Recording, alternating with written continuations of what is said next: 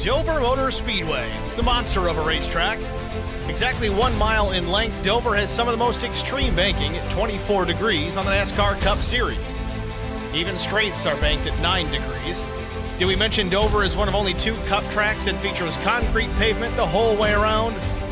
Constructed between 1967 and 69, Dover Motor Speedway was initially paved with asphalt. It wasn't until 1995's comprehensive revamp that the track was paved in concrete, giving Dover's racing surface its distinctive appearance. No matter the pavement, Dover has long been one of the most competitive tracks on the NASCAR schedule. From 1969 through 1980, 21 of the 22 Cup races at Dover Motor Speedway were won by drivers who either already had or would go on to win a championship in NASCAR's top series. The names of those winners are part of the fabric of the sport. Richard Petty, Bobby Allison, David Pearson, Cal Yarborough, Benny Parsons, and Darrell Waltrip. Allison and Petty ranked first on the all-time win list at Dover with 7 victories apiece. More recently, Jimmy Johnson with 6, Jeff Gordon 4, Mark Martin with 4, and a host of other stock car legends have added their names to the list of Dover winners. A list that also includes the likes of Scott Sharp, Greg Ray, who each won a race during Dover's cameo appearance on the IndyCar racing circuit in the 1990s. Tonight, it's the GOATS 150, and it's next on HBR TV.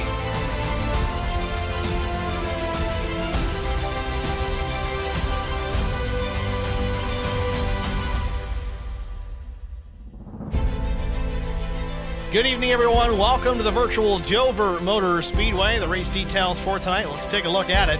150 laps the race distance, 80-degree ambient temperature, 57% humidity under partly cloudy skies, little breezy at 12 miles per hour, track temp 118 degrees Fahrenheit. Qualifying just about wrapped up, actually, here at Dover Motor Speedway. Let's go trackside to see if we've got any more.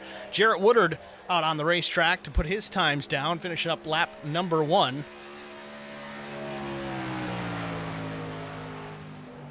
Woodard goes 15th with 23.897. Zach Millett fastest thus far, 23.25 the time.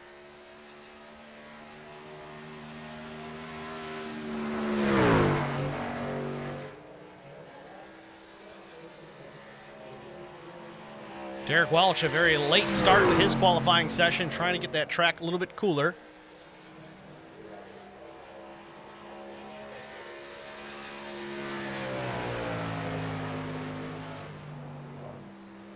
And apologies here, we're having some issues with the overlay, not displaying numbers, missing some positions here and there. In fact, I might need to shut it down altogether, so let's try that. Start over, get this thing squared away before we go green flag racing. Again, a little bit later start here tonight. Got to thank Derek Welch and the admins for pushing this back about 20 minutes or so. Had to go to the old kids chorus concert here on late notice. Able to make it there and back. Appreciate the efforts from Numb Racing to make that happen. Lap 1 for Derek Welch is 14th quick, 23.653. Loose off turn 4, lets off the throttle before back to start finish. I don't know if that's even going to count as a lap, but nevertheless, his qualifying session complete. Caleb Sisk crossed the stripe, 24.069 on lap 1. Of course, Caleb, the winner last week at Martinsville.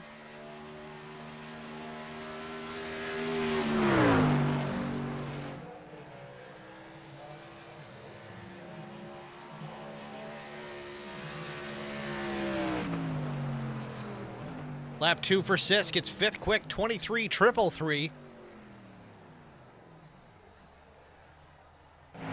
Paul Durkee, number 13 Toyota Tundra.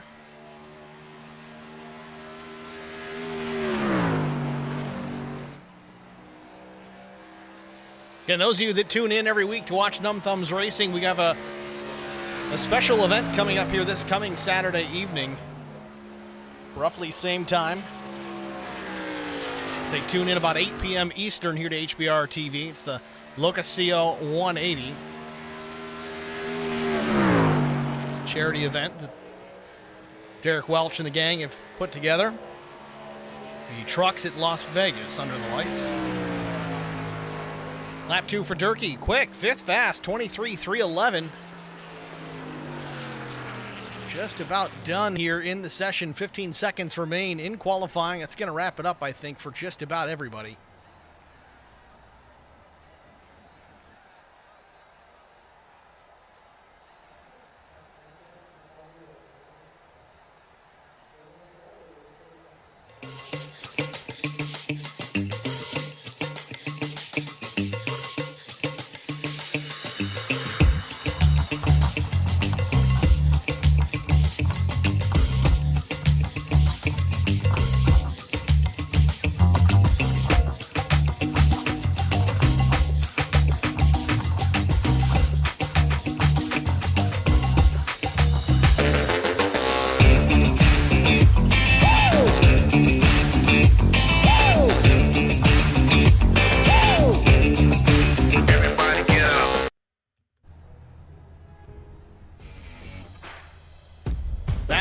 Dover Motor Speedway for the GOATS 150, the Davidson Builders Truck Series. Let's take a look at our starting grid. On the pole position with a lap time of 23.258 seconds, it's the 315 of Zach Millett. Outside front row, it's the 29 of Jesse Sperling. Missed it by 13 1/1000ths.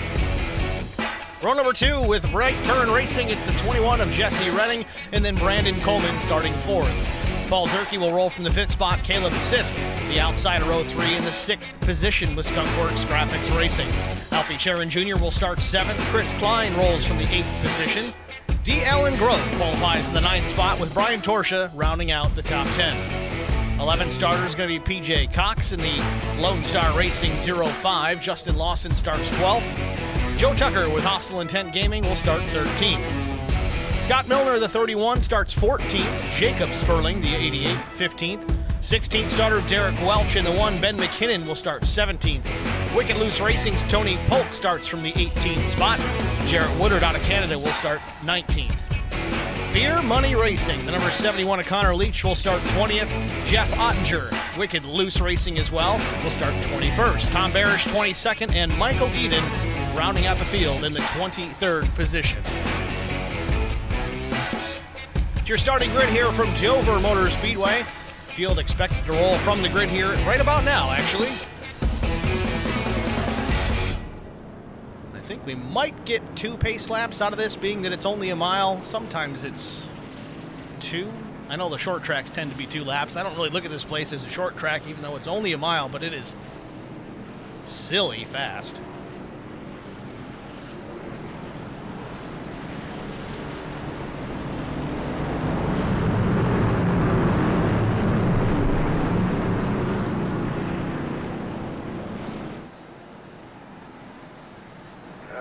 Check that.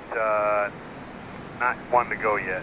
Yep, so they're going to go 2 laps under the caution flag here. The pace laps typically, usually, looks like it is 1 lap in most cases, but they've added an extra lap here. Again, a fairly large field, 23 trucks on this 1 mile oval.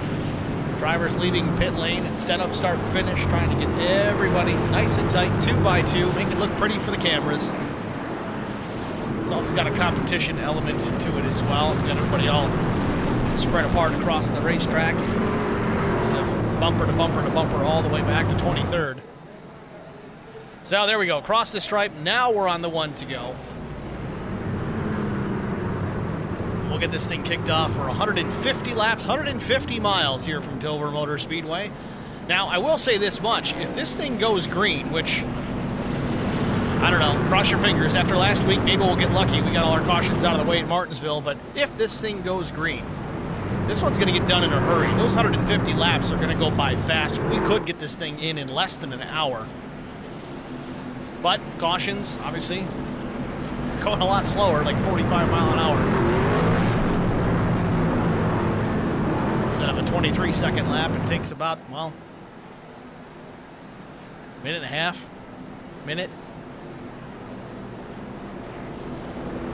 Over a minute, they're doing 45. He's never good at math.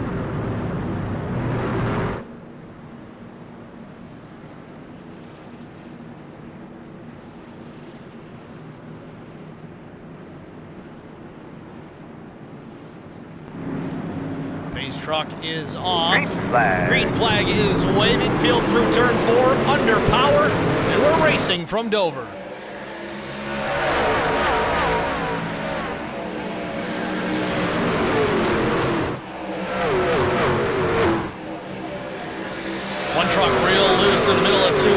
1-2. Looks like they gathered it back up. We stay green.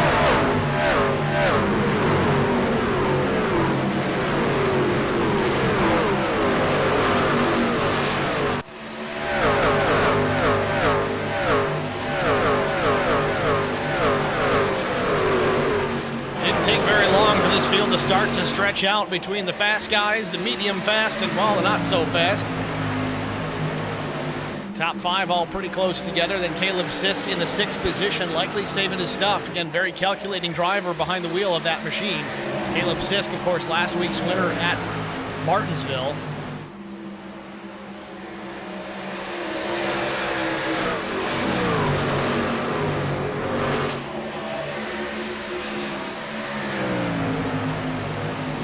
Still out front, Zach Millett maintaining only a 0.3 of a second advantage over the 21 of Jesse Redding. Alfie Charon back in the 3rd spot. Right now it's an HBR top 3. That's right, you heard me right.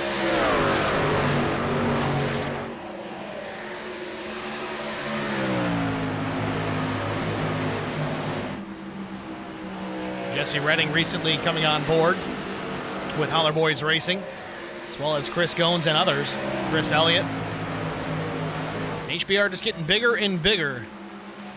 Used to be a 4-driver rule as far as how many guys that they were going to take, but now it seems like it's an open door mission.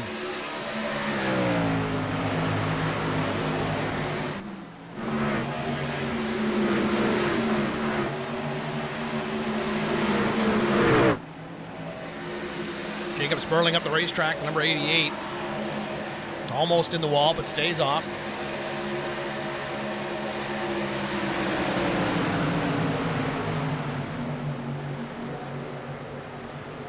Ben McKinnon in behind PJ Cox and Derek Welch off of turn number 2, closing in rapidly. Side-by-side battle for that position just ahead between the 05 of Cox and then Derek Welch. PJ gets out in front of the 1. Derek drops it down in front of McKinnon, closes the door while McKinnon's got to fight off Jacob Sperling in the number 88 Coors Light machine.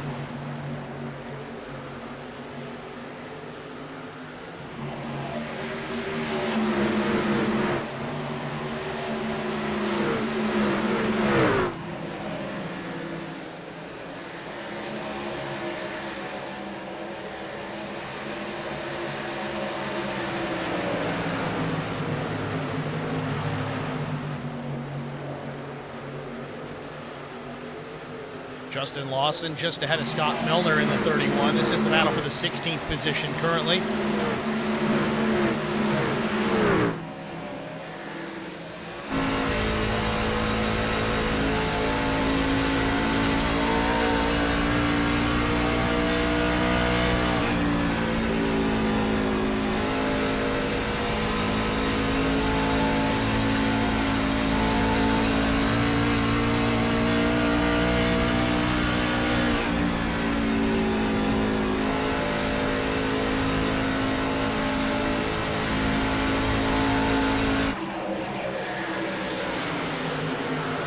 Lawson starting to put a little bit of distance between himself and Milner. A truck length, maybe 2, back to the 31. Tony Polk back in 18th, right where he started. Connor Leach up 1 spot. 71 with a big run. Polk slams the door on entry to turn 3. We saw how fast Connor Leach was last week at Martinsville. Some may have said too aggressive, but man, he's got some pace. There's no doubt about it. Just got to refine that just a bit, and I think he's going to be dangerous, and not in a bad way.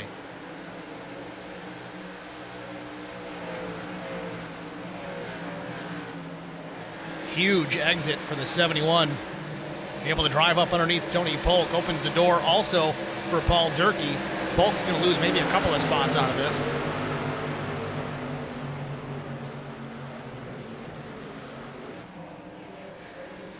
Millet out in front still, now starting to stretch that lead out to about 3/4 of a second over Jesse Redding and Alfie Charon.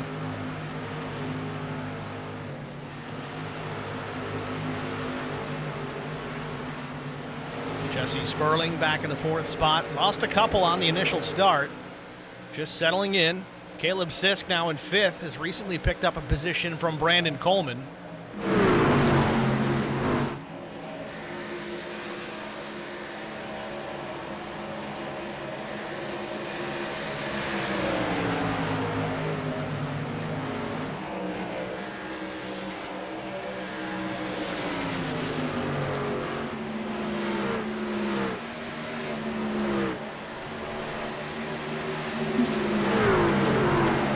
Sisk still comfortable in the 5th position. We've been clean and green since lap 1, 15 laps in here at Dover.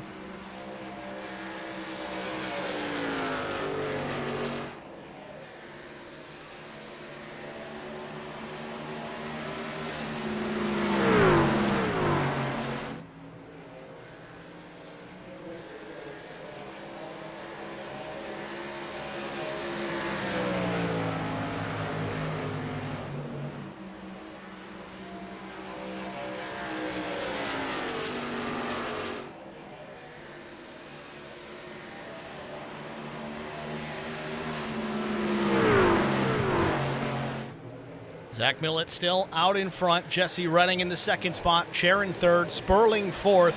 Sisk running in the 5th spot. Not much has changed there in the last handful of laps. Chris Klein up a couple of positions in the 6th spot. The number 51 Beaver Toyota.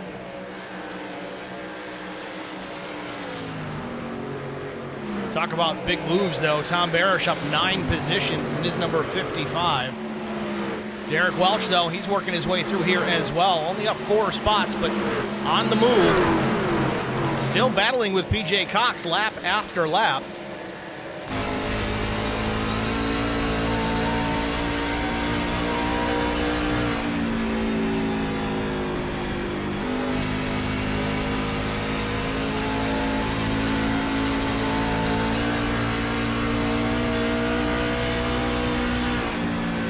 To have traded positions here a couple of times here in the last handful of laps. It was PJ, it was Derek, it was PJ, now it's Derek once again.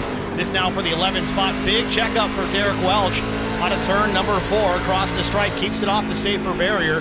Don't know if the 19 as he goes on by, Brandon Coleman, had an issue or not, but it seems relevant with the right side damage on that machine.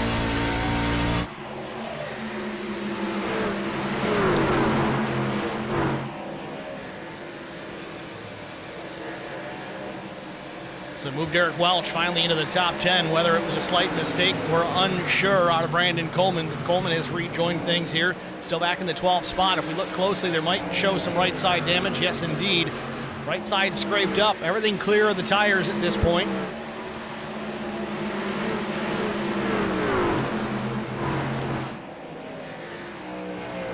Zach Millett still strong here out in front from the pole position. Won last night in an Xfinity Series event at the virtual Watkins Glen International, also with the same league here, the Numb Racing League.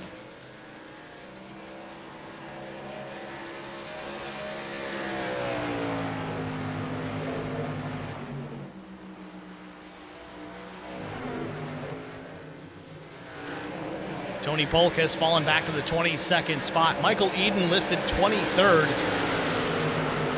Eden no longer on the lead lap, it would appear. In fact, Eden shown in pit lane, only completed about 3 laps of this race before he parked it in the pits. Don't know if he's starting parking tonight or what the case is there with the 27.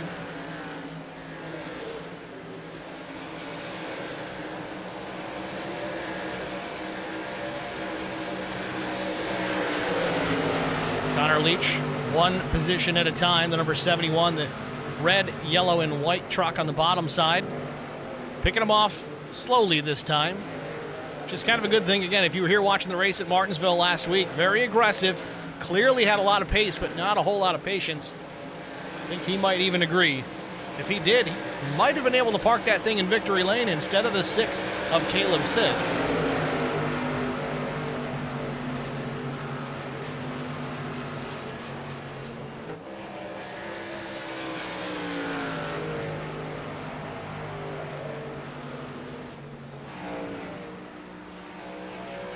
Jesse Redding doing a great job holding his own there in the 2nd spot. Didn't get a chance to talk to Jesse pre-race, but I guess the question I would have asked is, how do you feel about your chances here tonight at Dover? I think right now it looks pretty good. Didn't expect to see him this close to the front, and if we did, to be this close to Zach Millett, only 1.2 seconds off the tailgate of that 315 machine. Meanwhile, Caleb Sisk has jumped up into the 4th position. Sperling has slips back to P5. And remember, Sperling now down 3 positions, started outside front row, missed the pole by just 13 1/1000ths.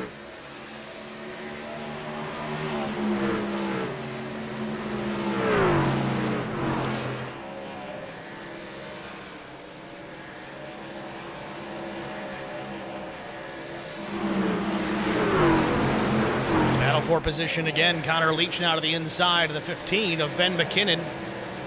Out of turn 4, Leach now up to P13, up 7 spots. Remember, he did need to start at the rear, I believe, for penalties from last week at Martinsville.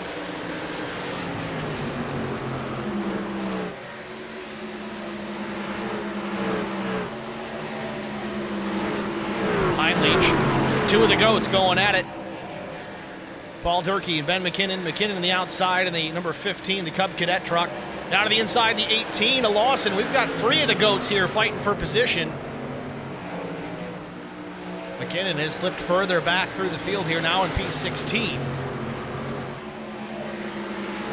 Still Brandon Coleman, another teammate in the 12th spot. Remember, Coleman got into the wall, I'd say a handful of laps ago now. Could be more, given how fast they go by here at Dover.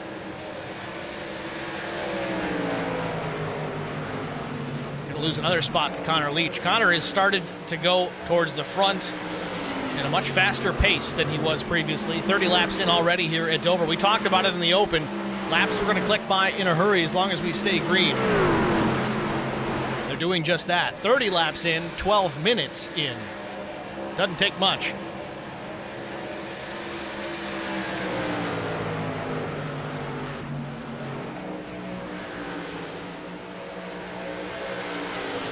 Well, we've got 16 watching, but nobody chatting, guys. Help us out. Jump into Stream Chat. Say hello. I know we got a late start here tonight, but Stream Chat's always open. Not only do we appreciate it, we encourage it.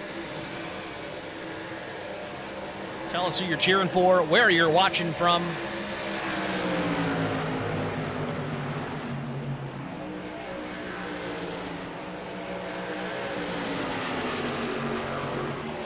Again, while this continues to roll through here, everybody's kind of settled into their own pace. Let's take a quick look at the point standings. Didn't get a chance to do that in the open, but coming into tonight after Martinsville, Josh Sisk, your points leader, coming into tonight with a win last week. Mark Collins second. Coleman is third. Zach Millett fourth. Alfie Sharon fifth. Very tight point standings here. If you look all the way down to the cutoff, 30 points separating first to 15th. That is tight. We've got plenty of racing still to go this season.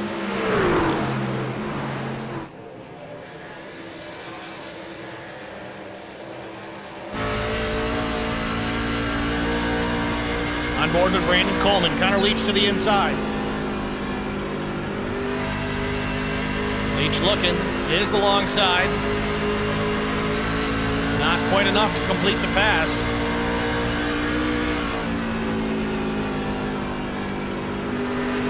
Might have him here.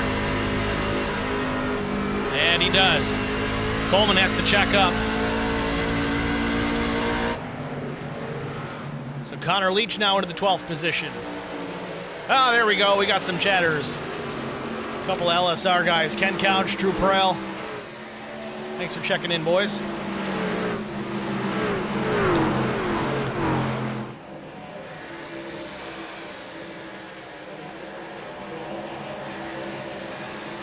Continue to watch these battles throughout the field while Zach Millett continues to run away. Almost a 3-second advantage now over the 21 of Jesse Redding. Back to the chat, Matt Sisler saying hello, just dropping in. Millett leading with Alfie Sharon in fourth. That feels familiar to Sunday night at Sonoma for now. Caleb Sisk, however, and this is third place. Caleb Sisk just down the backstretch. Zach Millett working his way through turn 4 already. Now, I'm not sure if Millett ran into a mistake or just lap traffic because he's lost about 7/10 here in the last couple of laps. It appears lap traffic. The culprit. Off turn 2, closing in on Woodard and Milner. Just got around Jeff Ottinger and Jacob Sperling. Now, 65% fuel load was the recipe for these trucks here tonight, so not full capacity.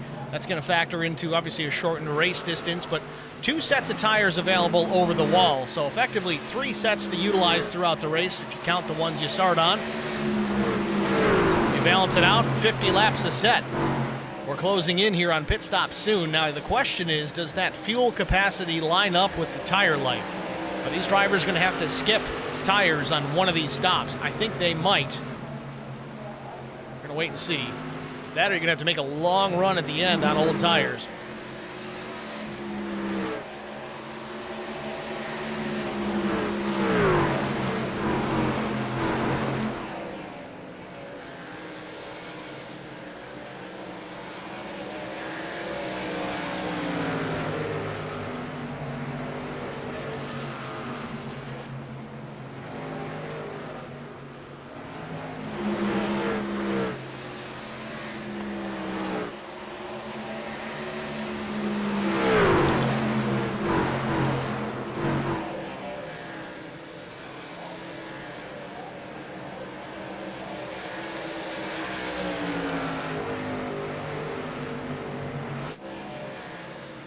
Sharon still in fourth, as Matt Sisler had pointed out. Change of position here. Chris Klein gets to the inside. Jesse Sperling now back to sixth as Tony Polk is lapped down. That may have been a precipitating factor there. Vincent Short in the chat, go Bills. I second that notion, but we're not watching football, Vince. Not right now.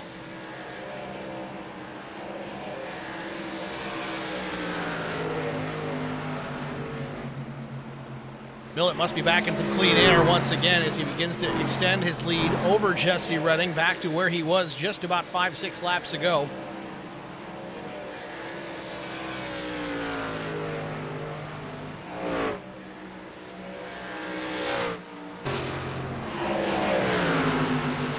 Justin Lawson in behind Paul Durkee, his teammate.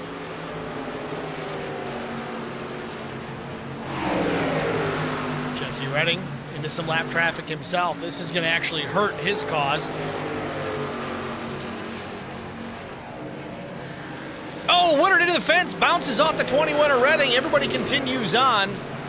No yellow. It's going to cause probably big damage to Jarrett Woodard. Doesn't look too terribly bad. Just don't know how terrible the steering wheel feels in his hands right now. Might have knocked the toe out of the right front. Nevertheless, wasn't having a great night to this point already as we approach 1/3 race distance.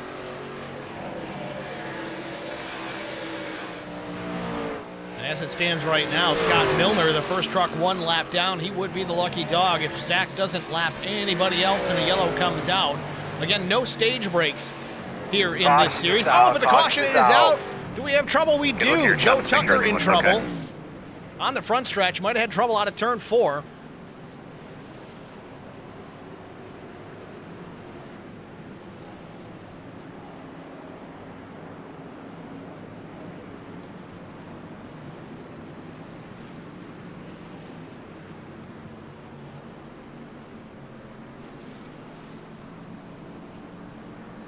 Well, let's get a look at it. Joe Tucker in trouble here. First caution of the afternoon. We did pretty good to get 45 laps in before we saw the yellow fly. Oh, it's contact. It's like Sperling and Derek Welch. I think it was Sperling, but he bounces off the wall and into the 35 of Joe Tucker.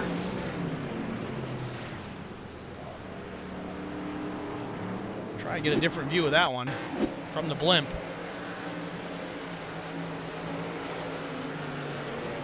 Ah, no, it was the 14.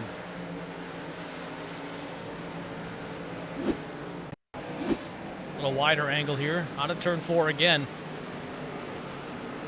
Hard to tell if Welch started to come up. The 14 got a big chunk of the outside wall. That's DL and Grote.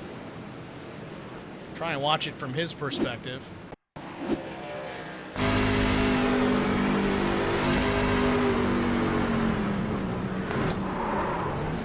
Like a ping pong ball.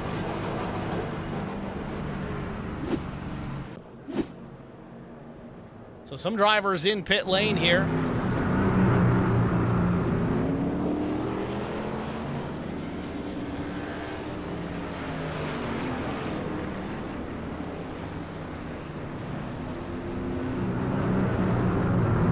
Jesse Sperling pulling away. So with that, we're going to take a short break. We'll be back after this.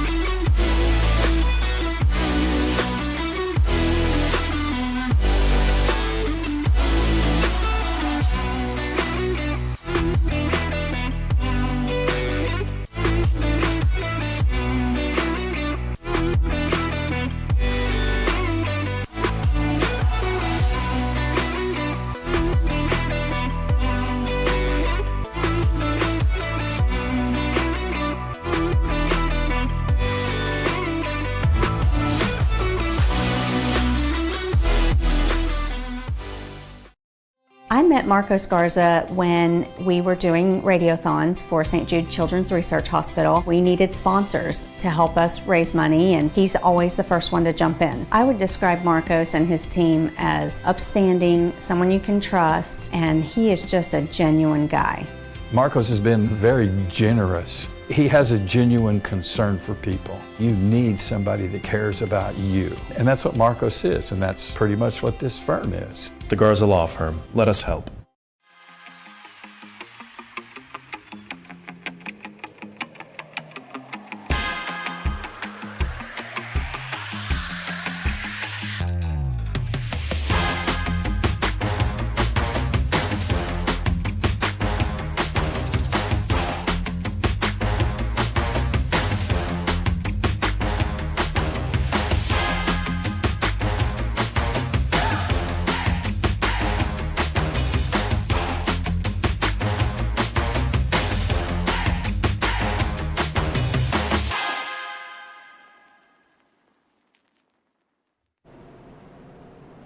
Back at Dover Motor Speedway, wrapping up caution number 1. Kind of came at an opportune time.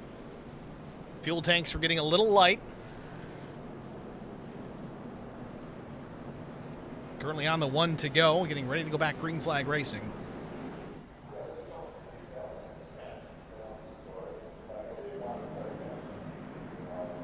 Pace truck's going to pull down to the flat part of the racetrack. Not a whole lot of that here. 2x2 on a turn 4. Barney, the flagman, with green in hand. He waves it. We're back running at Dover. Oh, big time wheel spin for Zach Millett. Don't see that very often. Loses the run down into turn number 1. Lucky for him. Nowhere for Caleb Sisk to go. Some contact, and briefly Sisk loses connection. More contact. The back of Zach Millett loosens him up down the back straightaway. Oh, and contact again. Caution's Except out. Jesse Redding goes into the back of Caleb Sisk, and around he goes. Oh boy.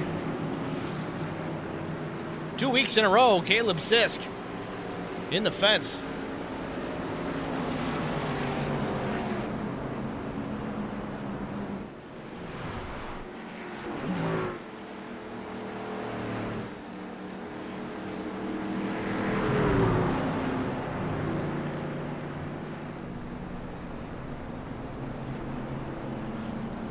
Caleb Sisk probably not very happy about that. I think that, we'll have to go back and look at it, but I think that was right rear from the 21.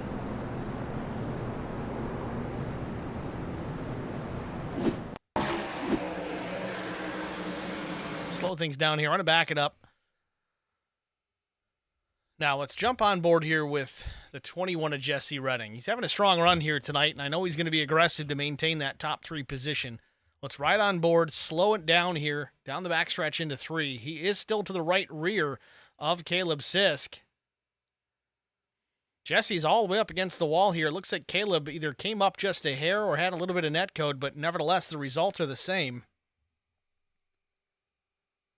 Sisk ends up in the fence.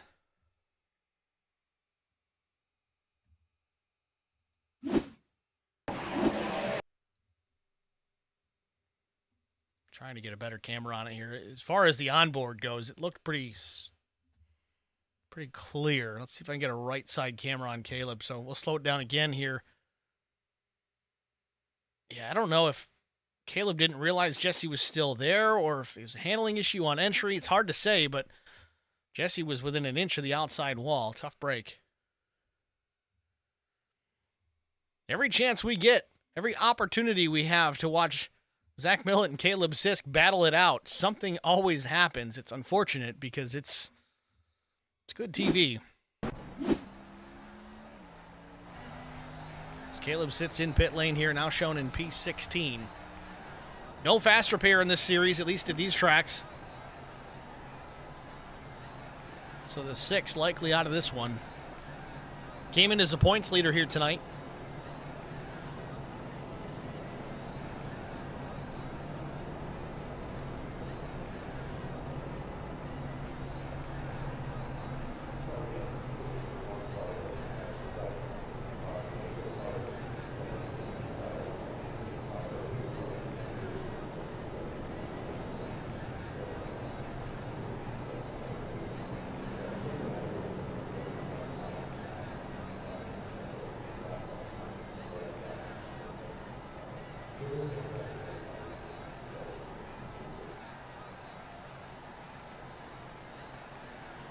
Field working out of turn 2.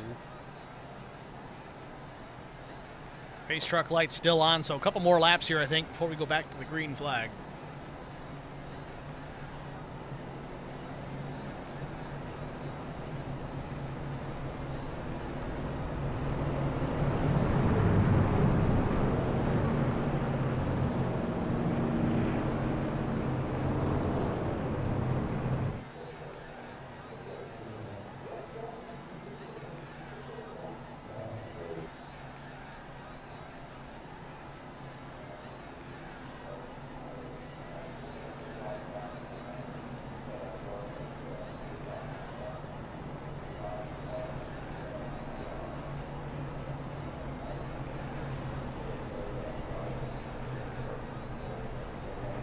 All right, so the pace lights are off, so we are on the 1 to go. We see the field forming back up 2 by 2. It's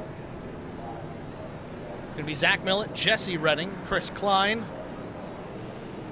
Jesse Sperling back into the top 5, and then Connor Leach. Connor's up 15 spots. Looks like he either took fuel only on this stop or maybe just 2 tires.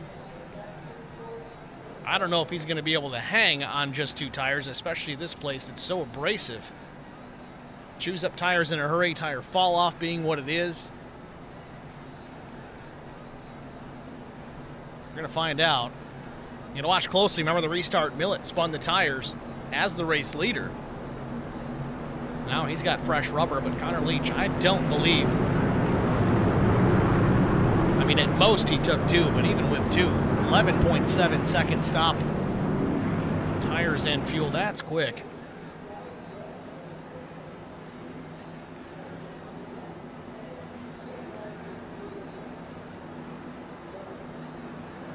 Ready, green, green, green, green. Green flag back in the air. Millett with a better restart.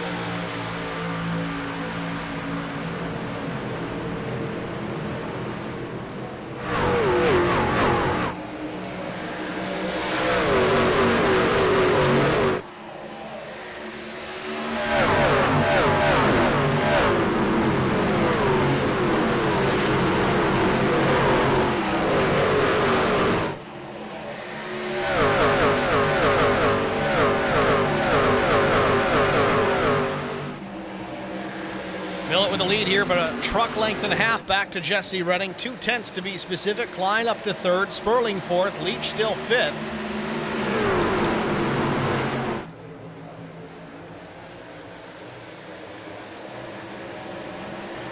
Battle possibly for the 5th spot. Alfie Charon taking a peek to the inside.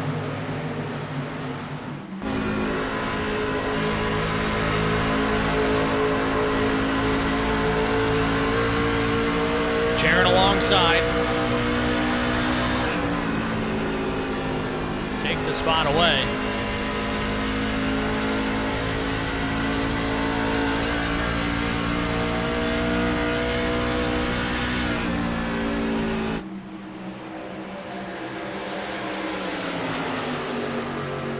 Charon very quickly goes around Jesse Sperling as well. So move the 9 up to P4. Next on the list will be Chris Klein. Charon spent a long time in the pits, though. Looks like 50 seconds. I'm not sure the reasoning behind that, but didn't lose a whole lot of positions out of it.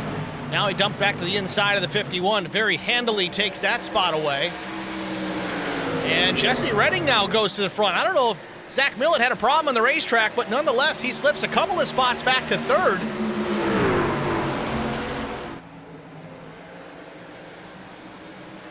Not sure the scenario here with Zach Millett. He was lights out fast for a while. He's lost now a few spots back into 5th position.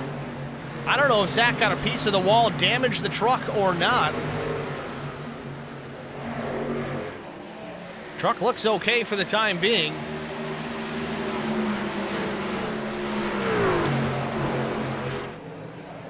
Meanwhile, it didn't take long. Alfie Charon to the point. Jesse Redding now in the 2nd position. Jesse had to lead briefly, but just like that, Charon goes from about 6th position to the race lead and with a full 2nd advantage over the 21.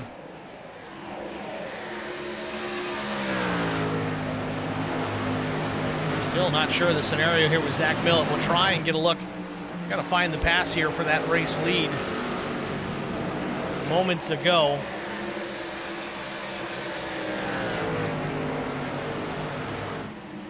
Here is the pass for the lead, Jesse Redding. Back it up a little bit further here. I want to see if Millet had a problem getting into turn 3 that really caused that.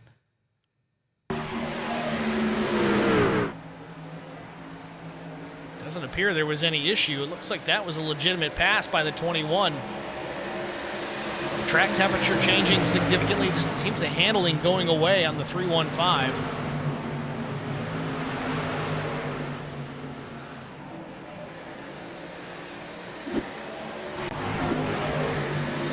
In the meantime, Sharon still out in front. Chris Klein has jumped into the second spot. Klein has really come on strong here in the last handful of races this season. Having a strong run here tonight.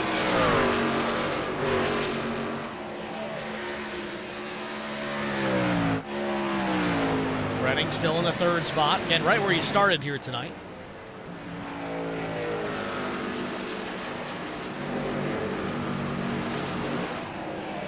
So Zach Millet back in the 5th position. Still not sure the scenario there. He was lights out fast for the first 45 laps of this thing, led all of those laps.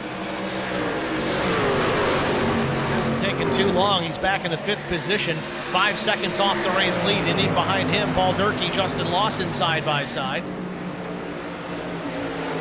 Lawson takes the position and might get 2 out of this. Stays to the inside. Pushes Millet up the racetrack. Millet going to lose 2 positions out of this. I don't know. I really just don't understand.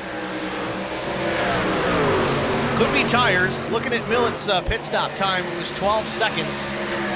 So that's a high probability that he decided he was going to sacrifice the truck on the first pit stop. That's going to save him a set of tires for later on.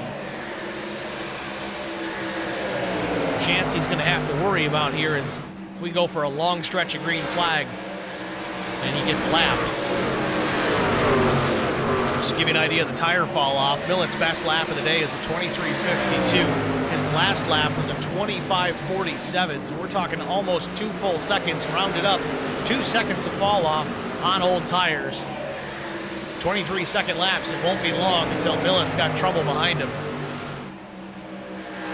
Speaking of behind him, Connor Leach from the inside is Scott Milner, or maybe it's Scott Milner on the outside of Connor Leach. Nevertheless, they're side by side out of turn 2.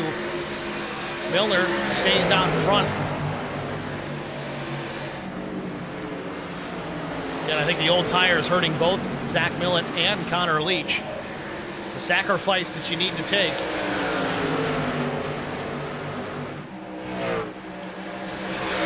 So Ken Couch says, did Millet not take tires? So looking at it, let's see, Zach Millet, no tires. Justin Lawson, Paul Durkee, Brandon Coleman appear to have taken no tires, but they pit at lap 51. A little bit off cycle from the rest of these guys. Connor Leach was 2 tires or none. Eric Welch was 2 tires or none. Again, I don't have an indication as to who took what. I just have to try and guess based on the lap or based on the pit stop times.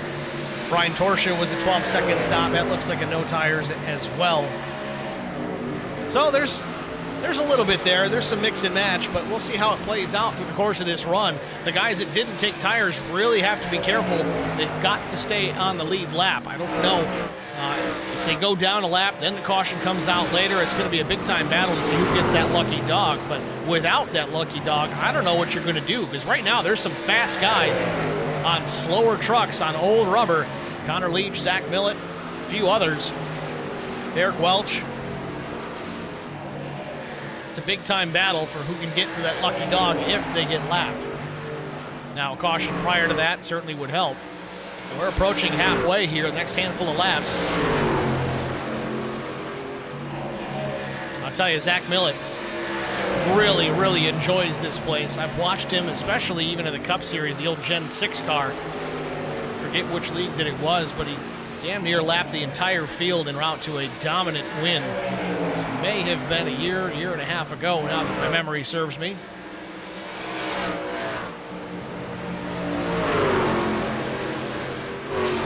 Gotta trust the process, I guess.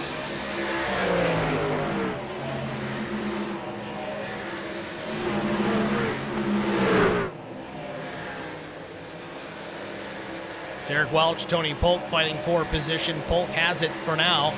Welch has 88 of Jacob Sperling in behind. Sperling, though, not on the same lap.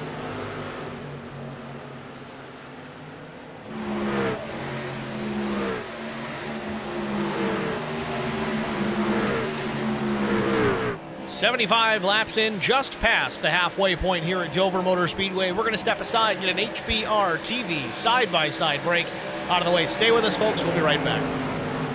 I met Marco Scarza when we were doing radiothons for St. Jude Children's Research Hospital. We needed sponsors to help us raise money, and he's always the first one to jump in. I would describe Marcos and his team as upstanding, someone you can trust, and he is just a genuine guy.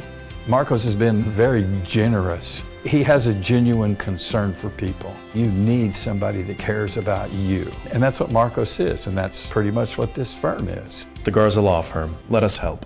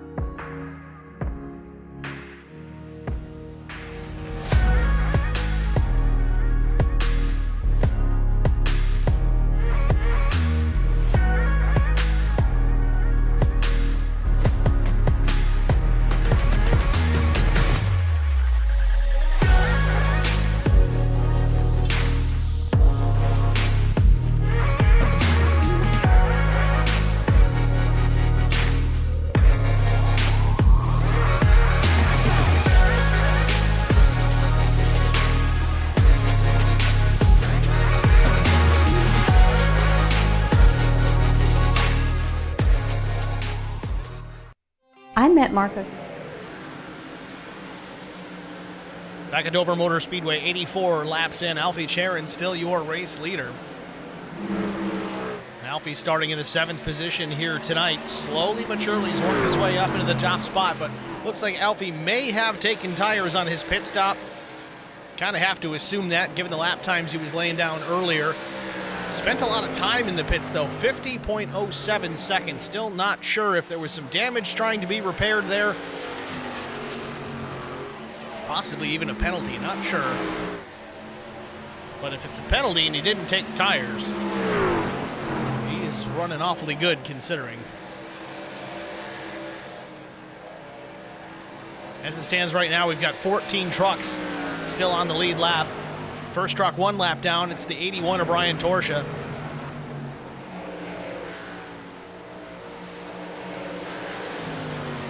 Columbia Performance Fishing Gear Silverado. Jesse Renning jumping to the inside.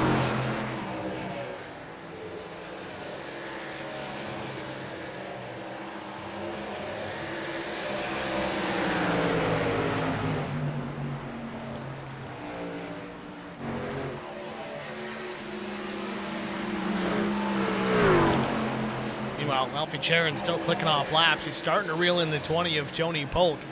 Tony, the last truck on the lead lap for now. Alfie cross start finish. Polk in the middle of 1 and 2.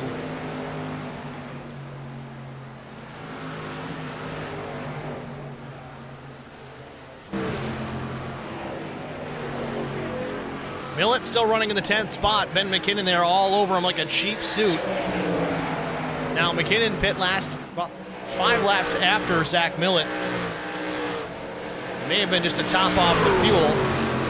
Didn't take tires for sure, but may have pit as well as lap 46 and taken tires then, as he does steam past the 315. Now, Joe Tucker is going to try and roll through here, but Tucker's just trying to get through and get a lap back. Tucker running 19th, at least 1 lap down for the time being. In fact, it's 6 laps down. There's pretty significant damage to that 35 machine, but they've done a good job patching that thing up and getting Joe back out of the race. Every point matters when it comes down to the end of the season.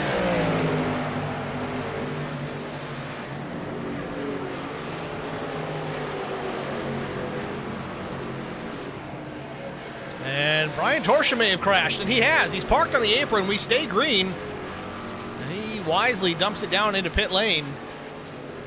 So we've got 60 laps to go here from Dover. Let's see what happened here to the 81. We were just talking about Brian just a moment ago. Actually, I think Torch was just trying to get to pit lane and overshot it. Well, that's unbelievable. Let's watch this again from a different perspective. Torch was trying to get to pit lane. Got on the binders a little late. Old tires. You see how much left turn he's got into it. It just wouldn't go down. Misses pit entry. Instead of going back around, he decides to back it up, keeps it on the apron. Got lucky to not get a caution out of that, but he fires it up and comes in pit lane. He's going to lose a lap or 2 out of this. A tough break for Brian Torsha. Torch finishes up his pit work. Still in the 18th position. He's 3 laps down right now.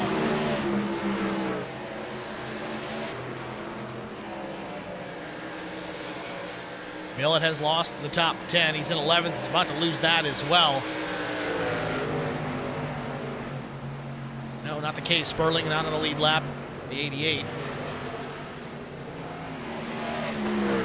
Joe Tucker running in 19th.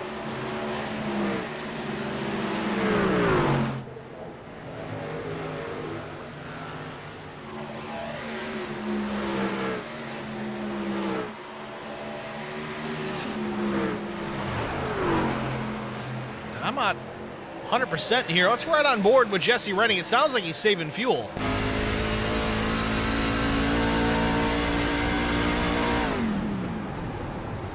Yes, indeed. Got the clutch in, letting her coast.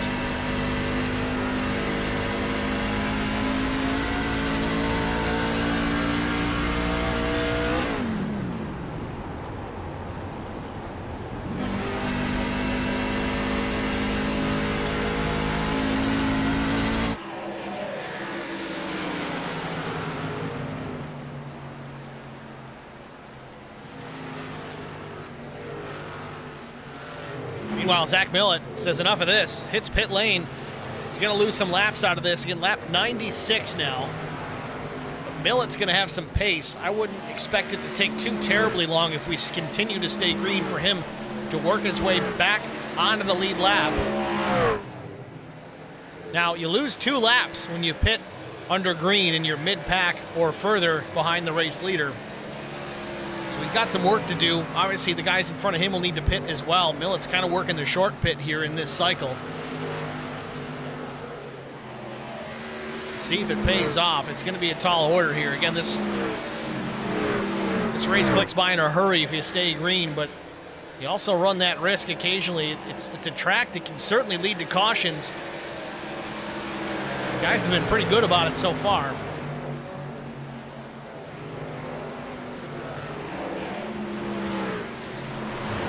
Redding still saving fuel in the 4th position, just trying to stretch it as far as he can go. Maybe make this one more stop. Might have to cross your fingers maybe for some cautions. We'll see. Milner up into the top 10 now. Alfie Charon still out in front. Well, Ben McKinnon running in the 10th position as Joe Tucker goes on by. Again, Tucker multiple laps down, but not throwing in the towel just yet.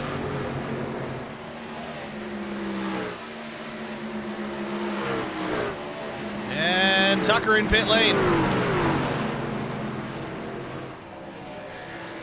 Now, I don't know if this is this is finally him throwing in the towel, or if this is a scheduled stop for the 35. We'll see what the case may be.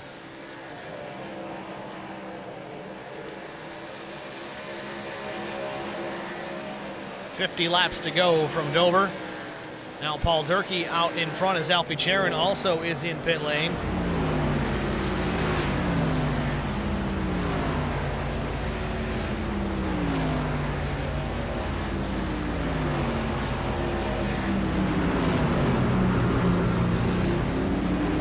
Charon down and away. 14.9 second stop for Alfie. Not bad. Not bad at all. So, green flag stops underway here as Paul Durkee now in pit lane. Justin Lawson, Brandon Coleman, Jesse Sperling. We got Klein, Welch, Leach, Woodard, and Tucker still in the pits. He's leaving right now.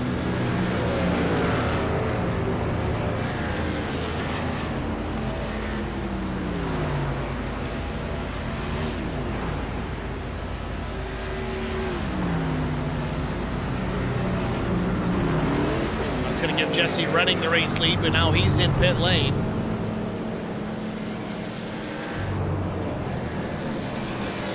Redding still with the lead. He's actually going to come out of pit lane here in pretty good shape, and he might be good to go to the end. We know they can go at least 45 laps on a tank of fuel. We saw it in that first run, then the caution came out, but they may be able to go a tick further.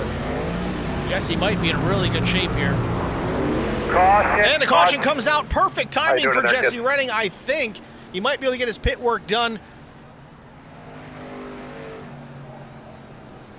Obviously, no penalization for him being in the pit already when the caution comes out, but how much ground did he lose? Did he stay on the lead lap? I think he did. It looks like Jesse stays in the top 5, and he's going to stay on the racetrack with fresh tires and plenty of fuel, and this is just adding to his cushion.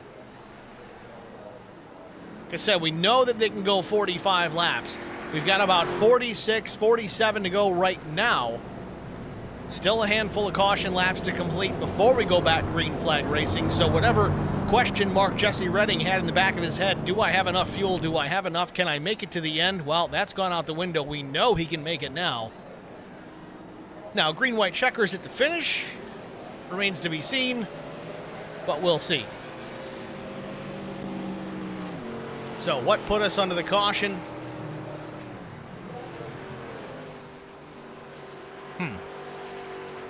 I don't really have an indication of what put us under the yellow flag. If anybody out there knows, let me know who it may have been, and I'll see if I can track it down. But I don't show anything that.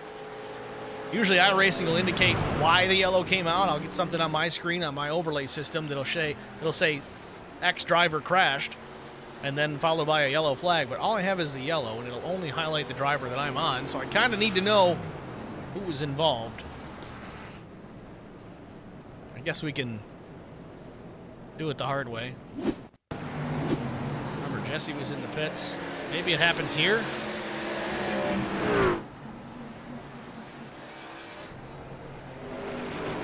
Still trying to find it.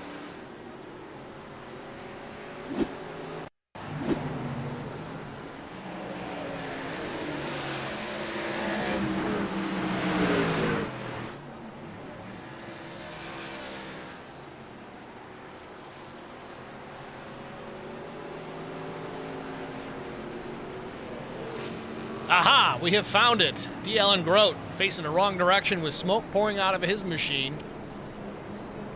Possibly contact with Jeff Ottinger. So let's go back and look at it. Oh, this is on the front stretch, too. That's never a good sign. Let's see what happens here. Let's back it up. Doesn't always tell the whole story. So we'll ride on the roof camera here with Jeff Ottinger, quarter speed off turn 4. Ottinger bounces off the wall just a hair, or he's trying to avoid it. And then there's some contact at start-finish. I want to back it up further here because it looks like there could have been a hair of net code. I don't know.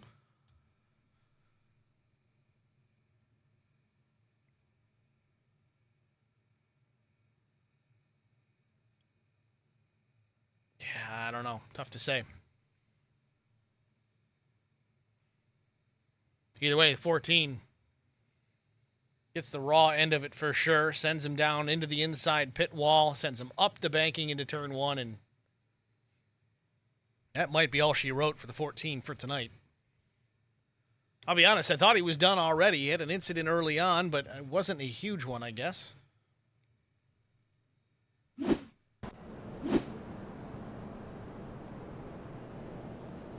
So Jesse Redding, of course, as we expected, sometimes it's better to be lucky than good. Jesse's a little bit of both, but a whole lot of luck right now as the caution comes out just as he gets to his pit stall, is able to finish that pit work, stay on the lead lap. He had such a lead when he came to pit lane that the rest of the field hadn't caught him. Then they get slowed up because of the yellow.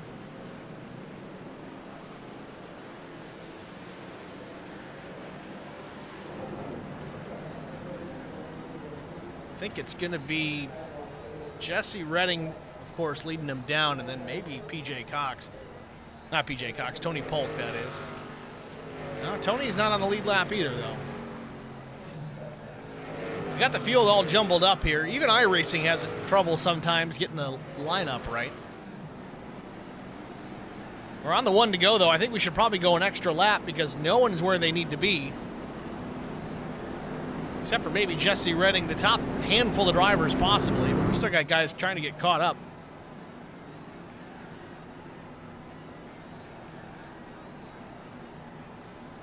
Maybe it's just me.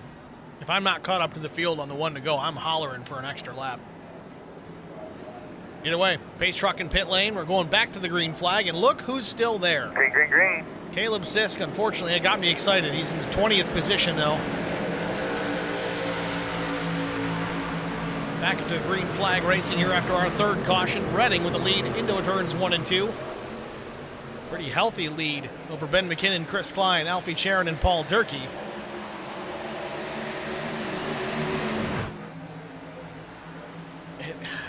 I swear I heard Redding lifting again.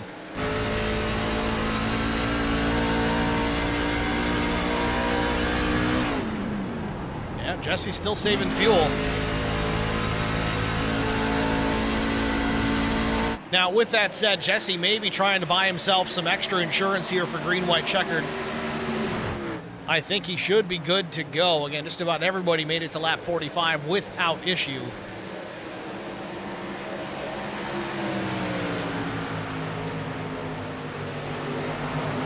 .41 laps to go from Dover Motor Speedway. Jesse Redding ahead of Ben McKinnon, Alfie Sharon, Chris Klein, Paul Durkee. Tony Polk there in the number 20 truck. First truck.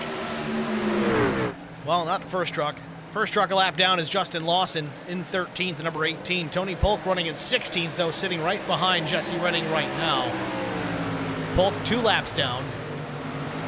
And unfortunately, the 6 of Caleb Sisk, 17 laps down.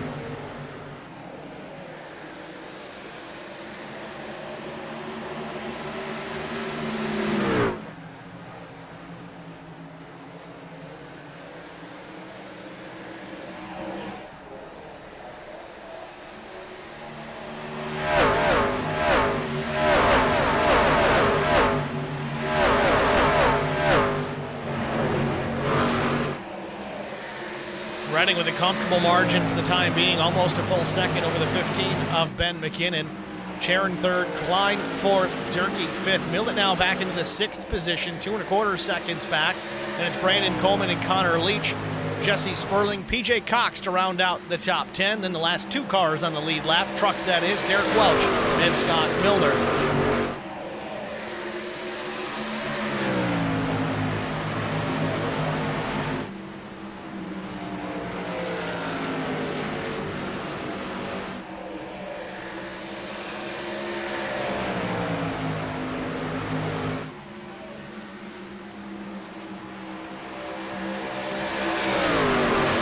Sharon making it work for the second position here, looking to the inside, not enough of a run.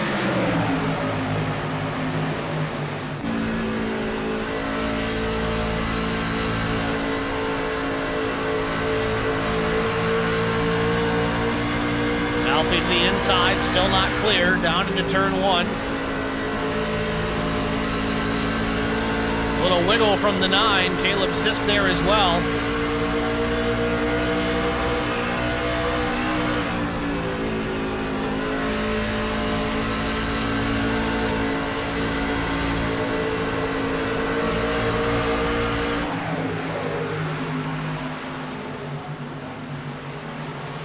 McKinnon lost a couple of spots in that exchange. Sharon now into the second spot. Sisk alongside. A little bit of contact there. I don't know what the situation with the 6 is. He is 17 laps down and he's running the second place machine awfully hard.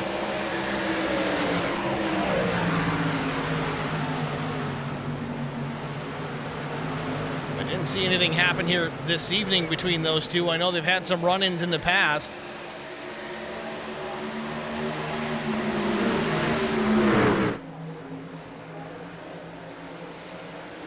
Meanwhile, Jesse Redding's loving this as it puts some distance between himself and Alfie as the laps continue to click on by.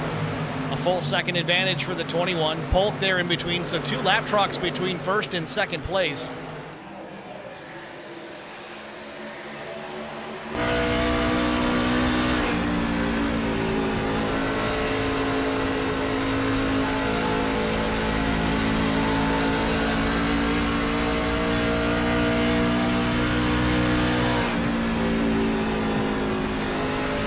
Sisk now in front of Sharon has actually held him up enough to open the door for Chris Klein. Klein to the inside. He's going to take that second spot. It's not quite clear. We'll continue to watch from the rear view camera from Caleb Sisk. Back to these 2. Klein finally clear, and it looks like the door has opened up for Ben McKinnon as well.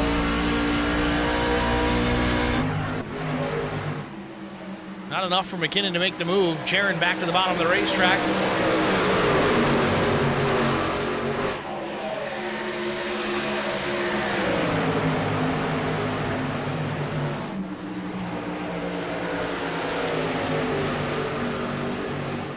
Klein with a big run. Passes both lap trucks in one fall swoop and more contact. Alfie Sharon into the back of the 6.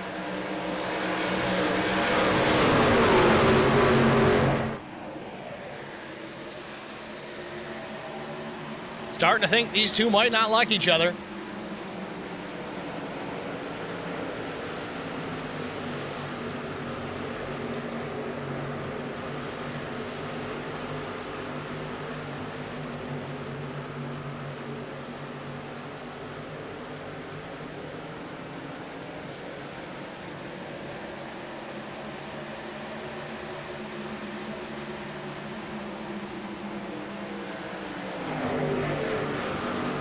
Meanwhile, out front, the deficit is slipping considerably. Jesse Redding with less than 3/10 over Chris Klein.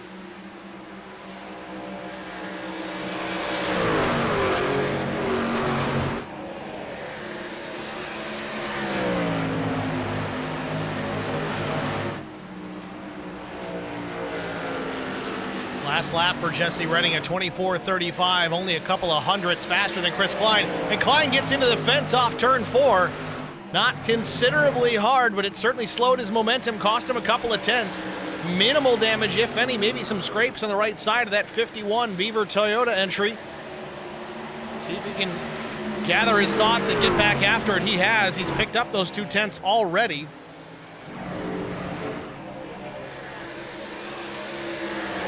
Klein's getting a big run out of turn 4. That last lap, not so much, maybe a little nervous. He wanted to hit the wall again.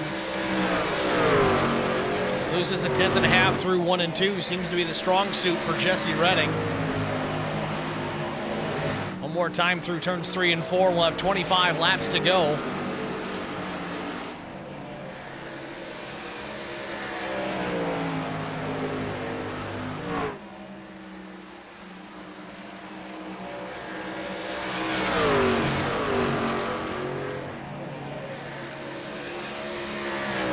Redding now stretching his legs a bit more now, almost 7/10 of a second. I'm just starting to, I don't know. I'm wondering if maybe Jesse was still saving fuel or went back to saving fuel. I know as the race leader, late in a race, if there's even a slight hint that you might be short, you're going to be very conservative as long as you can. It's only when you must put the power down and get going that you might get after it. You see it happening now with 24 to go. Klein has lost it. Now he's back to about 1.1 seconds. Not close enough to mount a charge, but maybe Klein saving his tires, cooling things off, getting ready for another run. It's certainly something that you can do, especially when you get into the wall or slide the rear end a bit. You do put added temperature into the tire. When you do that, they get angry. People say, oh, it's just an inanimate object. It doesn't have feelings. Yes, it does. Get them too hot. They don't want to help. They don't want to cooperate. They don't grip. They slip and slide until you get her cool again. Problem is, cooling them off costs you time, and it's done just that, but it's back on the charge again. It's cut into it by about 2 or 3 tenths. Still 7 tenths back off the race lead with 22 to go. Alfie Charon still all over the back bumper of Caleb Sisk. Last thing that Jesse Redding wants is a caution, though. Alfie Charon, as a teammate, has to be thinking about that. I know he's out here to try and win this race himself, but if you're not in a position to win it, you don't want to get a caution because you're having a problem with somebody else that costs the guy you're teammates with a race win. I know we got plenty of racing to go. You just don't want to be that guy. 20 laps left from Dover. We're going to take one more HBR TV side-by-side. If anything crazy happens, we'll be right back. Stay with us. I met Marco Scarza when we were doing radiothons for St. Jude Children's Research Hospital. We needed sponsors to help us raise money, and he's always the first one to jump in. I would describe Marcos and his team as upstanding, someone you can trust, and he is just a genuine guy. Marcos has been very generous. He has a genuine concern for people. You need somebody that cares about you. And that's what Marcos is, and that's pretty much what this firm is. The Garza Law Firm. Let us help.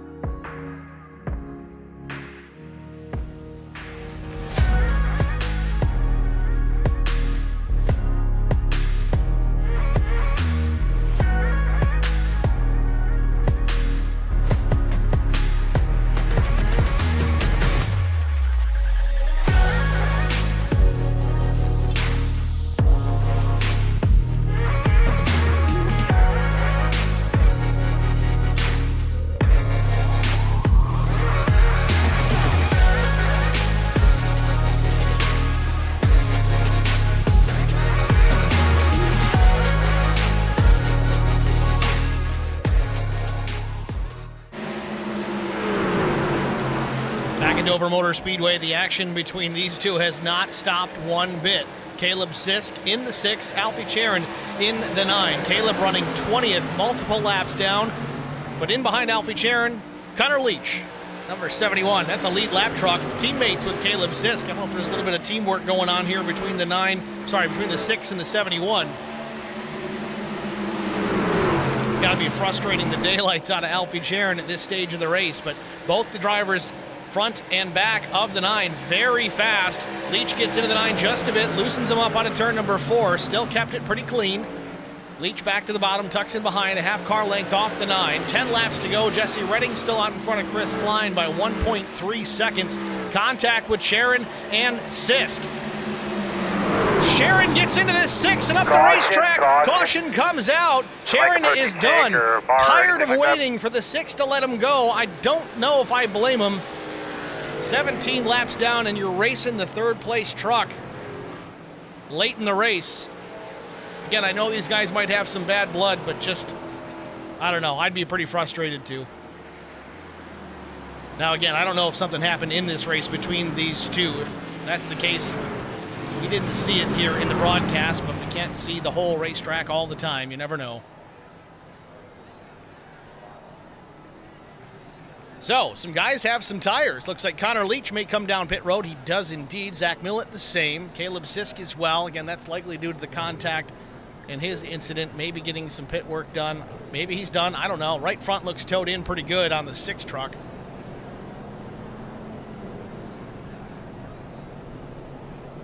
So the caution coming out with 8 laps to go. Now let's watch it from another perspective. It's already happening here. Slow it down a bit. And we'll right on board here with Alfie Charon. Roof cam. I don't think there's any doubt he was tired of waiting. A little bit of contact. I don't know if Sisk was a little loose out of turn 2, but just a little hiccup, if anything, but it allowed Charon to get to the back bumper of the 6, but he stays on the back bumper all the way down into 3, into turn inland, and that's where the 6 gets turned.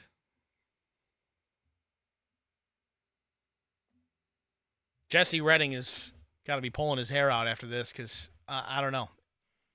Now, here's the thing. It looks like the top 2 or 3 at least did not pit. They stay out. In fact, it looks like everybody all the way back to the 10th place truck of Connor Leach stayed on the racetrack. So Connor's going to have fresh tires. It looks like, yeah, 1488 was the pit stop. A quick stop for the 71. So Leach is out there with a clean truck, fresh rubber. He's ready to rock and roll. Zach Millett's the same boat. A slower stop for the 315, a 1527.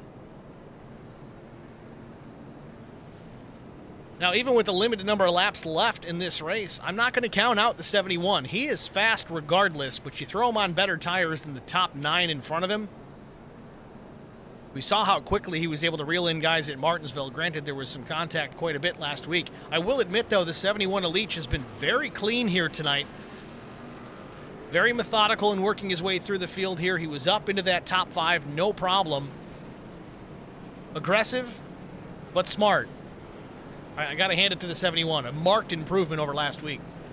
Again, we know he's fast. There's no doubt about that. See if he can work his way to the front. Now, the key to this is going to be the restart. Jesse Redding, I'm sure, he's going to be a ball of nerves behind the wheel of that number 21 truck. Chris Klein has had a strong season. He's been getting better and better. Faster each and every single week. And here he is in the 2nd spot with an opportunity here to win this race here at Dover.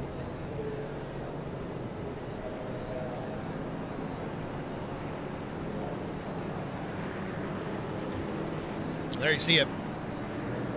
Going to be 5 laps to go when we go back to the green flag.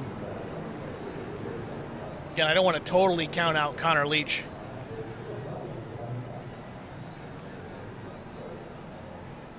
Again, anything can happen, but 5 laps at Dover from 9th to 1st. It's not impossible, but I just don't know that it's ever been done. Now, again, more cautions could change a lot of that. Pick up a couple of spots on this restart, a couple of spots on the next. You get maybe a green, white, checkered. There's opportunities abound.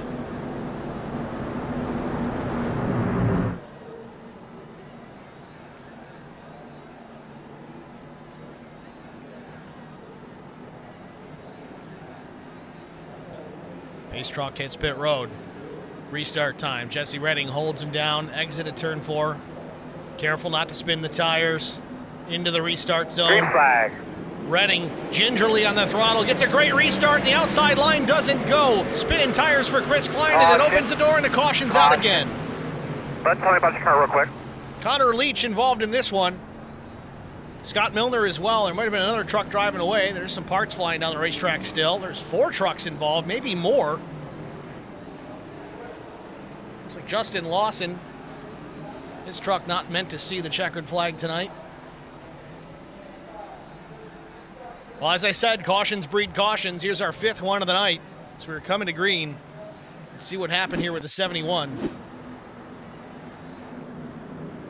Might have been a stack up because of the tire spin of the top 2 and the outside. Oh, Scott Milner spun the tires real hard. Hard right turn up into the 71 of Leach. Unfortunately for the 71, that's the chance you take when you make a pit stop and nobody else does. Puts you back in the minutia. That is a risk that you take. Tough break for the 71. Again, I got to hand it to him for taking the opportunity, taking the chance to make that pit stop to see, well, what can happen? You never know. As Larry Mack always says, if you follow the leader, you're going to follow the leader. Leach was trying something different. Doesn't seem like it's paid off. But again, this race is not over. There's still time. But speaking of that time, we're going to jump out, get a quick break before the finish of this thing. Stay with us. We'll be right back.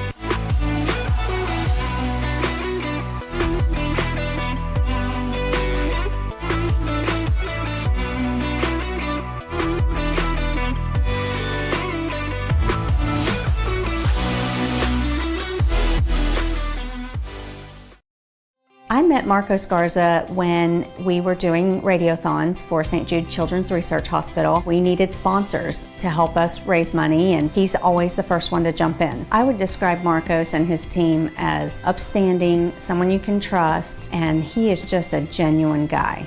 Marcos has been very generous. He has a genuine concern for people. You need somebody that cares about you. And that's what Marcos is, and that's pretty much what this firm is. The Garza Law Firm. Let us help.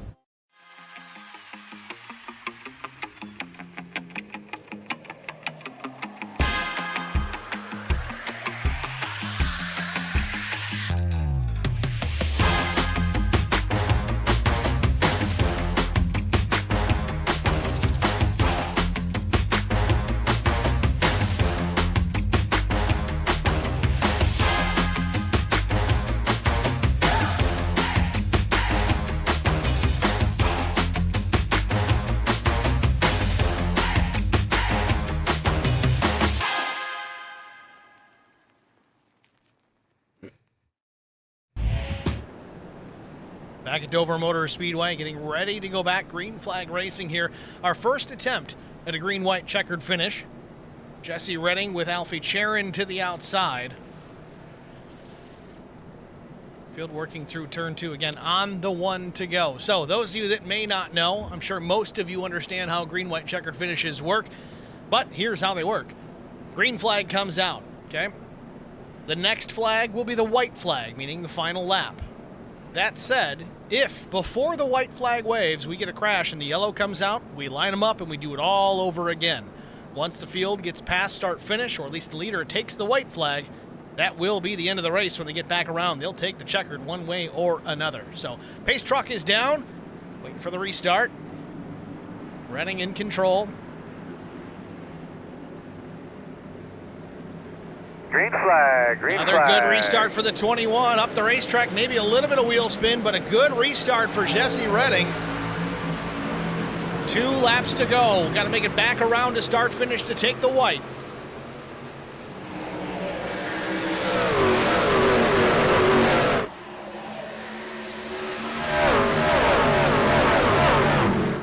Jesse Redding in 3 and 4, just looking for that white flag. Barney's got it in his hands, and it's in the air, and it waves. Final lap from Dover Motor Speedway. Jesse Redding started in the second row in the 3rd position. He's been the dominant truck here for the better part of 2/3 of this race. Down the backstretch for the final time. Into turns 3 and 4 with a half-second advantage over the 51 of Chris Klein.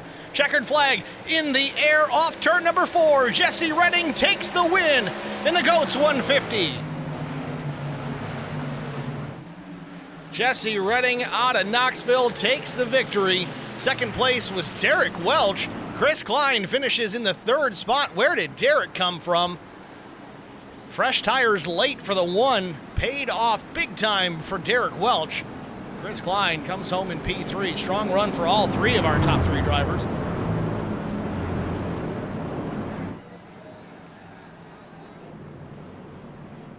Big time win for the 21.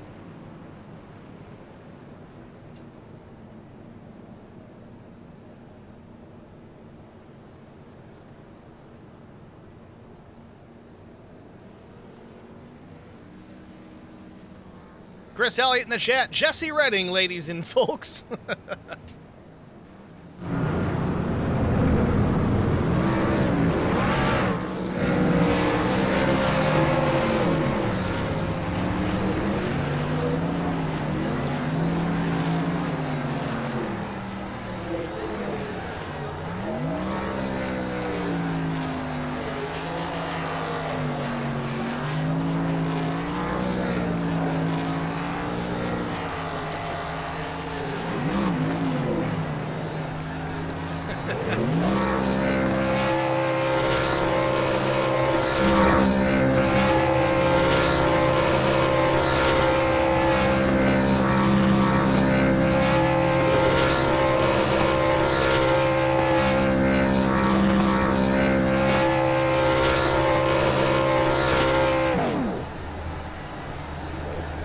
Jesse Redding certainly very happy at the wheel, that number 21 machine. We're going to jump out, get a break out of the way once again. We'll be back with our top 3 after this. Stay with us.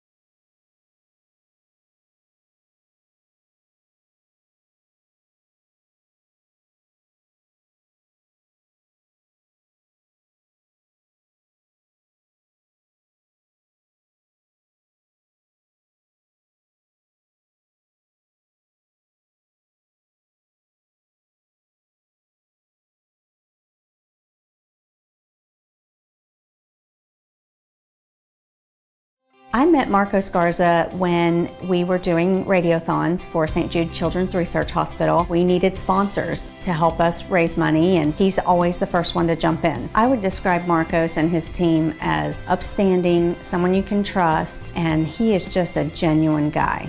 Marcos has been very generous. He has a genuine concern for people. You need somebody that cares about you. And that's what Marcos is, and that's pretty much what this firm is. The Garza Law Firm. Let us help.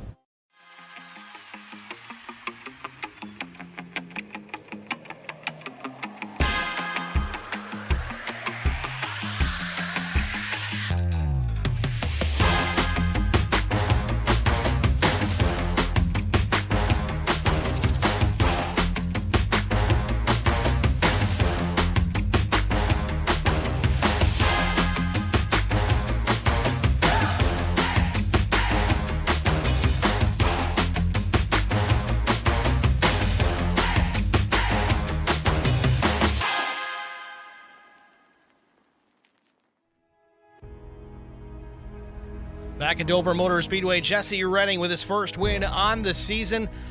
Started in the third spot, worked his way up carefully and quietly, and then dominated from the front here. Let's get a word with our race winner driver, the number 21 Silverado. Jesse Redding, it's Steve in the HBR TV booth. You got a copy? Yeah, Steve, how's it going? Jesse, congratulations, man. What a performance. I'd say nothing short of almost dominant here in the last two-thirds of the race. Had to endure a couple of restarts there late. Walk us through those couple of restarts. They look pretty spot on from our point of view. Yeah, it was a lot of just running consistent and saving fuel since the first stop. That helped a lot, and I had Gones in there talking me through it, saying, yeah, I bet you we can make this a two-stop race. So that kept the tires cool and kept us on track for the win. Well, it kept you in a good position, but it wasn't just strategy that got you there. You started third here tonight. You obviously had the pace in practice and qualifying. You weren't really that far back at any point during the race. Of course, the caution came out. Perfect opportunity for you. You were in pit lane, already in the pit stall. You had a pretty good lead when you hit pit road. You got your pit work done, and you restarted as the race leader. That certainly helped, but you really never looked back from then on. What were you thinking when the yellow came out while you were changing those tires? Well, my first thought is, let's be honest, I thought I was going a lap down or something like that because I don't remember how that works out. But then I figured out I got a free pit stop out of the deal, and it was good to go from there. So you took a three-stop race, turned it into a two-stopper, and with the caution, it turned into a one-stop. But again, you had the pace. You got lucky, you had good strategy, but you had speed as well. All those things coming together in one results in a checkered flag for Jesse Redding, man. Congratulations, an awesome run here tonight. Next week, we've got more racing coming up. Where are we next week? We got North Wilkesboro. That's going to be a blast in these trucks, certainly. It's not going to be any Dover-style racing for sure. No high banks to worry about, but an uphill straightaway, a downhill straightaway. Walk us through your thoughts in the truck out at Wilkesboro next week. For me, I haven't ever ran there yet. It'll be my first time on track, so going into next week, there's going to be a lot of practice, a lot of laps done on that track just to hopefully set me up for the rest of the playoffs. Well, it is a short track after all, but it's a fun one. It's certainly no Martinsville. I think you guys will be okay. It's rough, it's bumpy, but it's got a lot of character. It's a throwback track. It should be fun for you guys. Either way, we look forward to it. Jesse, congratulations again on the race win. Who do you want to thank before we let you go? Well, I'll start out thanking Chris Gones for, hanging in there and coaching me through all that pit strategy and telling me where to save more than I usually would and whatnot. Holler Boys Racing for Holler Boys TV, for you for broadcasting, Holler Boys Racing for letting us on the team, and we're going to learn a lot, I think, and it's going to be fun. Great way to kick things off, Jesse. Again, nice run. Congratulations on the race win, man. Good luck next week at Wilkesboro. Thanks, Steve. Jesse Redding, your race winner here at Dover. We're going to talk to the league admin here, Derek Welch, owner of Numb Scathing. We'll pull him up in the broadcast booth here and get a word with the driver of the NTG number 1. It's Derek Welch. Derek, it's Steve in the booth. You got us? Derek Hello? Welch. You hear me? Barely. Barely. There we go. We got you loud and clear now. Derek, congratulations, man. Runner-up finish here at Dover. I'm not picking on you, but man, where the hell did you come from? You were shot out of a cannon there late. I know you had some fresh tires after that late caution, but where did you restart from? I started right beside Zach Millett. We started off right there. I turned my steering wheel left, gave him a left foot, and then went on the outside and said bye to Millett, and Millett ate my dust. That's second time this season, isn't it? Yeah, second time this season. I started beside Millett. He and Millett had a checkup in front of him. Somebody spinning tires, so I pretty much passed all the trucks on the outside with those new tires, and it worked out for me. I wish we had the 5 laps before the caution. I believe it would have been Millett, Leach, and myself up there at the top 3 if we had those 5 laps to go, because it was like a rocket going through that field that easy. I never went through a field that easy before. Well, old tires versus new, we found that in a lot of cases it was about 2 seconds slower on old rubber. So it's to no surprise you're able to power on through. You did have to work your way through to do it, but nevertheless, second place is second place. It's not a win, but it's pretty damn close. Gives you a little bit of momentum going into next week at North Wilkesboro. Another short track. I don't think we're going to see the same style racing we saw at Martinsville, but what's your take on next week looking like? And what it was last week. I love short tracks. That's my bread and butter. I'm not Millett or Sis fast, but I can hold my own out there, and North Wilkesboro is one of my favorites. So I'm looking for at least a top 10, top 5 coming out of there. So hopefully it's a good race. Hopefully these guys will be a little bit more conservative than we was last week. But I do want to give out a shot out to Connor Leach. His driving today was by far a whole lot better than it was last week. He did apologize to all the field, but as an owner, I just want to say a good job to him. Way to improve and way to be patient out there. And he should have had a top 3 finish tonight, but it didn't turn out his way. Well, we mentioned it even in the broadcast, a huge improvement from last week. Leach is fast, there's no doubt about it, but he dialed back the aggression just a little bit. He did that tonight, and he worked his way up. Had a strong truck and was looking at a really solid run, but some bad luck there on that restart. But back to you again. Derek, I got to say thanks, man, for pushing this race out another 20 minutes. It made a huge difference in my life for letting me get out to my daughter's concert here this evening. But like I said, good karma got you a good finish here tonight. So who do you want to thank for helping you get here? That's great, man. The journey we've been on over there, especially the iRacing side, never would imagine that our iRacing side would be like this from the time we was starting off in ARCA.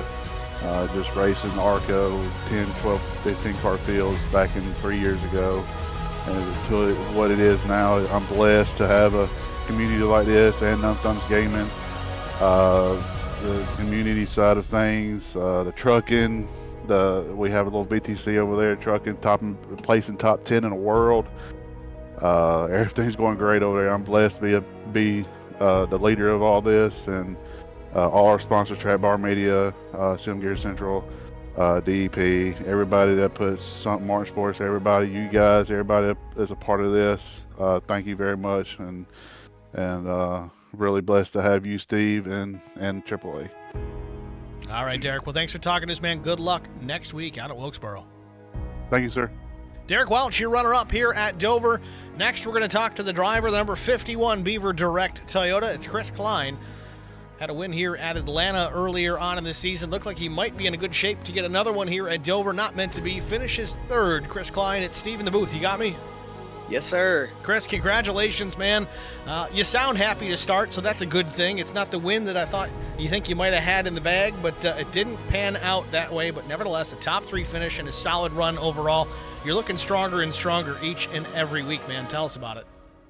I'm just trying, man.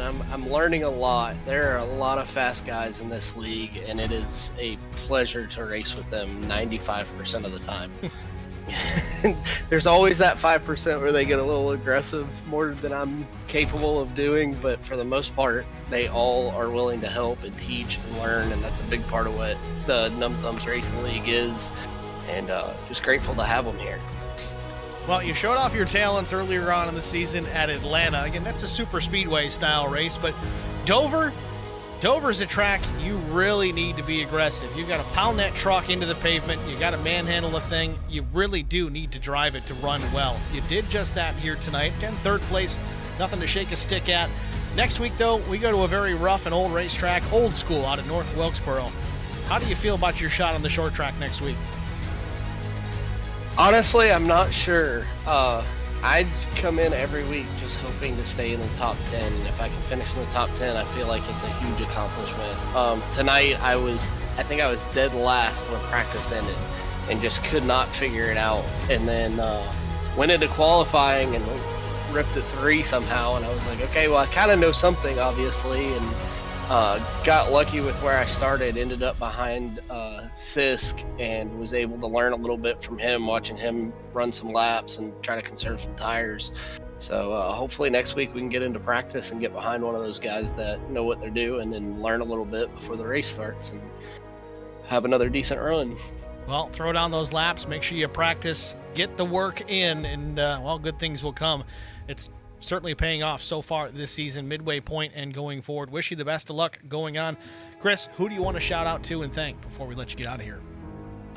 Just our sponsors over at NTRL, DEP Graphics, Sim Gear Central, Track Bar Media, Martin Sports, Davidson Builders, all those guys. I know Stubbs sponsors some of our races. I forget what they call themselves now, but Stub Nation? Yes, Stub Nation sponsors a lot of our races. That group of fans that comes and watches and makes the broadcast that much more fun. Appreciate those guys.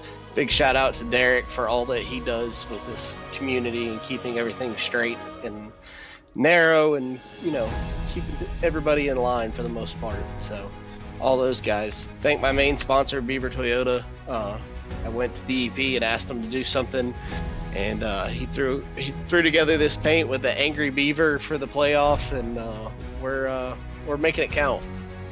I gotta say, Chris, since you updated the paint on this truck, it's been like a 25% increase in your pace and ability each and every week. So whatever they're doing, it's working. Hey man, looks do a lot sometimes, right? They help. All right, Chris, man, thanks for talking to us. Congratulations, a solid top 3 and a strong run here tonight. Wish you the best of luck next week at North Wilkesboro. Thanks, Steve. Thanks for all you do. Thank you.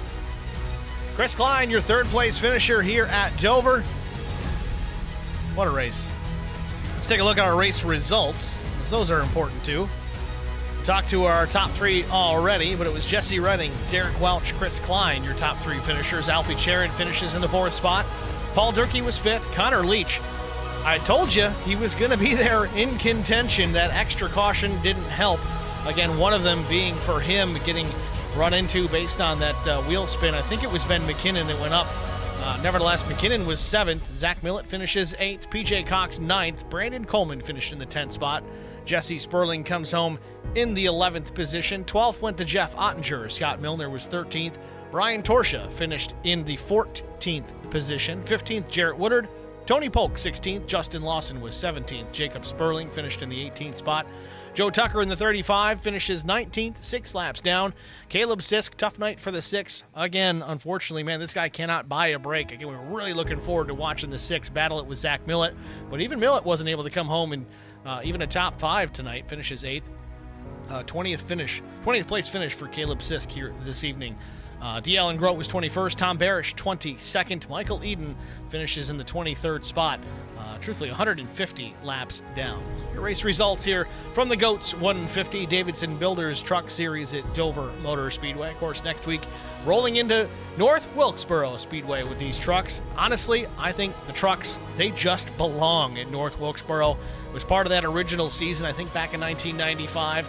It's on the Numb Thumbs Racing League season, the Davidson Builders Truck Series. We'll go there next week, same time. Well, probably not the same time, a little sooner than we were tonight, about 8 o'clock. Tune in here to HBR TV. We will be live here at HBR TV 1. YouTube.com/@HBR TV 1 is where to find us if you don't know. You can also find us at HBRTV1.com. You click the live link. It may be an old link. Trying to remember to do this on a regular basis, but it is December. Things are chaotic. Can't get it all done, but it'll at least take you to our page, and you can watch the broadcast from there.